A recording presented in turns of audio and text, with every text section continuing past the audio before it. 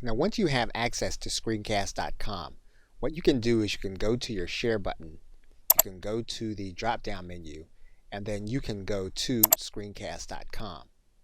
What you're going to want to do is to click this gear so that you can put in your login and password. You're going to choose a default folder for your TechSmith account, or you can choose to prompt for the file name and folder every time that you do this. You can choose to put your URL and thumbnail on the clipboard. And then once you do that, you can then click Save. Now what you have is a way of taking a screenshot and then sharing that screenshot with a direct link.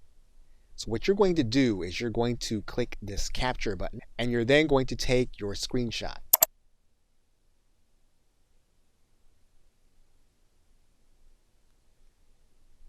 Then that image will be sent to your Screencast account. You're going to give that file a name and choose the folder. Once you do that, you'll then click OK. What you'll then want to do is you'll then want to view the link inside of your browser. Or you can click this button that says Get the Link. TechSmith will then give you a link inside of your browser. What you're then going to do is click this Share button.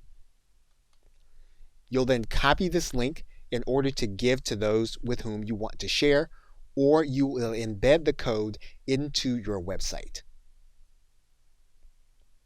Okay, so with that, thanks, and I will see you in another video.